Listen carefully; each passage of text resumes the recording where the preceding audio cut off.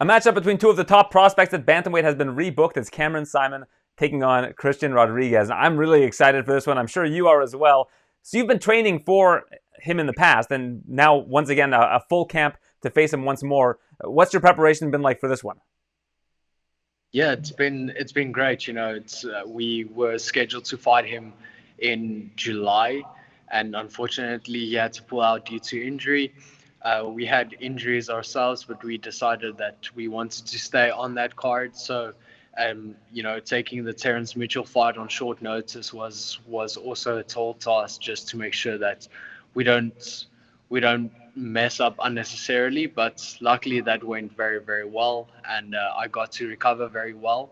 And now we can finally do what we wanted to do. And Uncle Sean Shelby was very happy with this fight. He wanted to rebook it, and we've never turned down a fight. So yeah, we were more than happy to prepare for that once again. This is your fourth UFC fight in Vegas. However, this one's not a T-Mobile. It seems like it was a tradition at this point to have you and Dricus share a card at T-Mobile. So this one, no Dricus on the card, and you're back at the Apex. Any thoughts on that?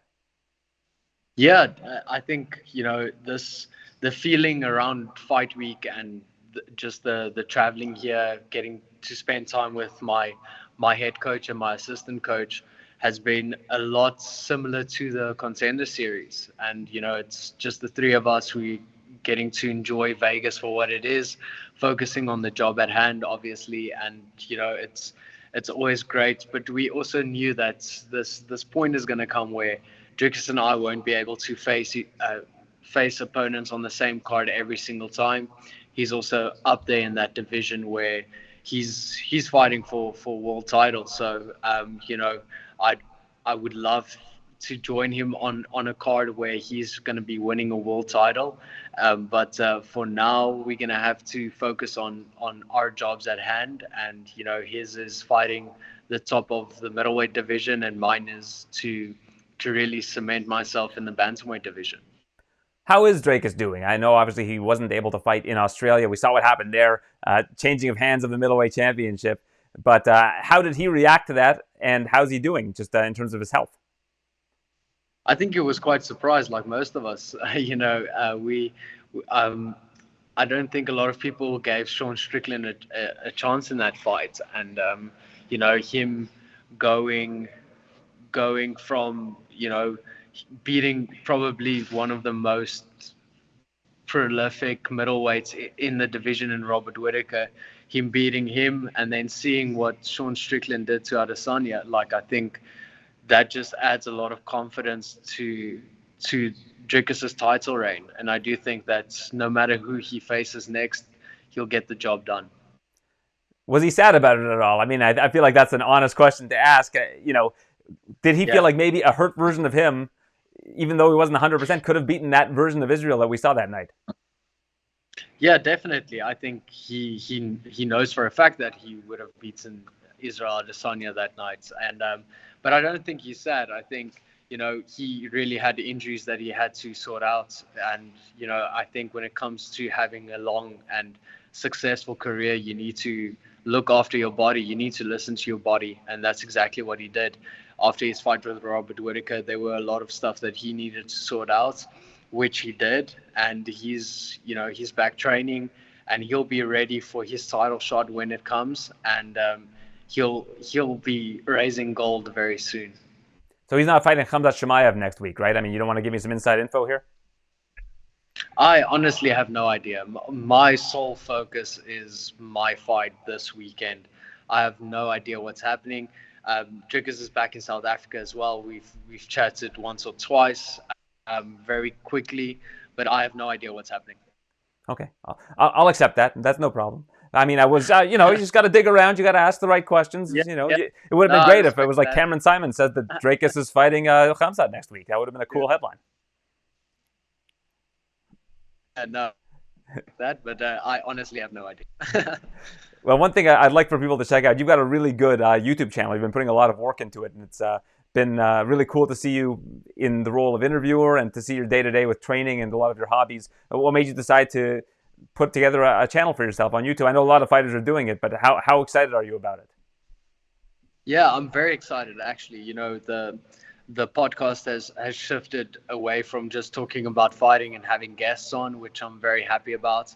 And it's really great to get to not only meet but learn from very successful people, and also getting to highlight some of the standouts in South Africa. You know, we have a lot of talent in South Africa, and I get the opportunity to now have them in studio talk about their success, their processes, their mindset. So it's really great. You know, the golfing videos are more just for fun. We go play golf very often, so might as well just take our great, we call him Little Gila. We take him with our cameraman, and he absolutely highlights just our terrible golf. So it's been fun, and we're going to continue to do this. We have a few amazing guests coming on the show when I'm back in South Africa. So I'm looking forward to growing that part of the MSP show as well.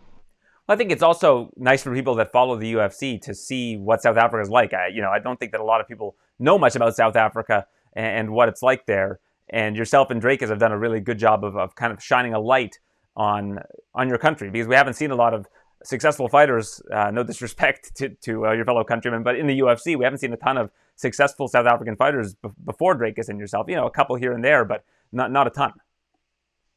Yeah, definitely. I do think that some of them had some success, but I do think that we are really on the front lines when it comes to putting South Africa on the map, and we'll continue to do that as well. And after every single fight, there's no place I want to go back to more than my home. So I don't want to go on. If I go on holiday, it's in South Africa. So we are very proud of where we come from. We are proud to go back there after doing business in the States or wherever we fight. And it's great that we get to see the amount of love and support from the South African fans, and then also getting to encourage people from right across the world to visit South Africa, because I can guarantee you will have an amazing time. Yeah, one thing we definitely haven't seen is two South African fighters kind of at the same time, both putting on great efforts like yourself and Dricus staying undefeated in the UFC. We've had Trevor Prangley, Ruan Potts along the way, but we haven't really seen two successful fighters kind of at the same time come up together. Yeah, it's been, and that just speaks volumes of our head coach, Mornay Visser, and our whole coaching staff at Team CIT. I've been with the camp for 9 years, since I was 14 years old. So it's been it's been a tough road. Training is hard, but there's no person on this planet that loves the sport and loves the team more than our head coach. And he's done amazing work. And he is also the reason why we are here today. So it's been a great journey, and we're going to continue with this dominance. We're going to continue climbing the ranks as well. And I've spoken to Coach Visser, who says there are so many different fighters in your camp that he sees as being in the UFC in the next year or so. How many South African fighters do you think we see 1 year from today in the UFC? Yeah, definitely. I think we actually chatted about it yesterday, and we were just listing the guys that we get to train with on a daily basis, and all those guys technically have the ability to be here. It's just depending on the opportunity. But I do think that, with the likes of guys like Mark Yu, Mkamli Zulu boy can also join. Definitely, he was on the Ultimate Fighter as well. I think if he gets another shot at that, if he gets another shot in the flyweight division, I think he'll just make a mess. So there are these guys, Nerik Samus, there are these handful of guys that really are really talented. It just comes down to opportunity, and hopefully Dricus and I can help them get that opportunity.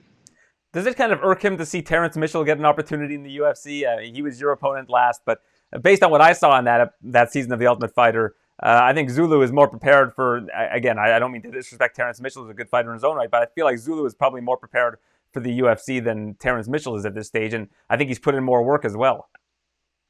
Yeah, definitely. Yeah, I agree with that. I think it again comes down to what is easiest for them as well. I think with the UFC, I think it's very tough to get international guys on US based cards. I think there's a lot more admin that goes into doing something like that. So I understand as well it's harder doing it from a country like South Africa, from doing it from Africa, and especially with us not training here but training back home as well, it makes things a lot tougher. But we have a we have a tough breed of human in South Africa, so you'll get to see more of them in the coming future. I'm pretty sure of that. Well, we're looking forward to that, and we're looking forward to seeing you against Christian Rodriguez, a much anticipated fight. Unfortunately, didn't get it in July, but we're getting it now. Thank you so much for your time. It's always a pleasure catching up with you, Cameron. Thank you so much. Thank you guys so much for the support. I really appreciate it. Go check out the MSP show, and then I'll see you guys soon.